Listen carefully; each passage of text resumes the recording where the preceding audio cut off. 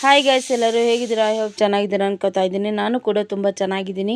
ಸೀಸನಲ್ಲಿ ಸಿಗ್ತಕ್ಕಂಥ ಗ್ರೀನ್ ಬಟಾಣಿನ ಹೇಗೆ ಲಾಂಗ್ ಲಾಸ್ಟಿಂಗ್ ಆಗಿ ಸ್ಟೋರ್ ಮಾಡೋದು ಅಂತ ಬನ್ನಿ ತೋರಿಸ್ತೀನಿ. ಒಂದು ಪಾತ್ರೆ ತೊಗೊಂಡು ಅದಕ್ಕೆ ನೀರು ಹಾಕ್ಕೊಂಡು ಒಂದು ಕುದಿಸ್ಕೋಬೇಕು.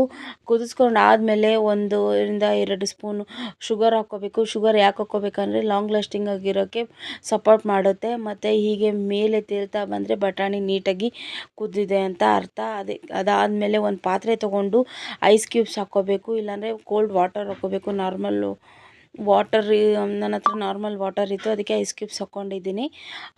ಹಾಗೆ ಕುದ್ದಿರ್ತಕ್ಕಂಥ ಬಟಾಣಿನ ಕೋಲ್ಡ್ ವಾಟರಲ್ಲಿ ಹಾಕ್ಕೊಂಡು ಹೀಗೆ ಟರ್ನ್ ಮಾಡ್ತಾ ಇರಬೇಕು. 10-20 ಮಿನಿಟ್ಸ್ ಹೀಗೆ ಬಿಟ್ಟು ಅದಾದಮೇಲೆ ಒಂದು ಜಲ್ಡಿ ತೊಗೊಂಡು ಸೋಸ್ಕೋಬೇಕು.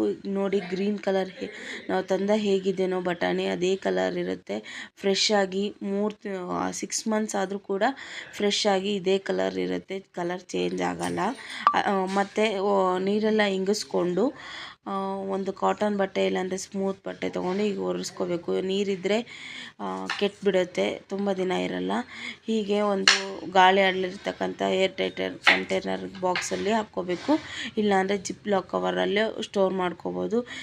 ಈ ರೆಸಿಪಿ ನಿಮ್ಗೆ ಇಷ್ಟ ಆದರೆ ಶೇರ್ ಮಾಡಿ, ಲೈಕ್ ಮಾಡಿ, ಸಬ್ಸ್ಕ್ರೈಬ್ ಮಾಡಿ. Thank you.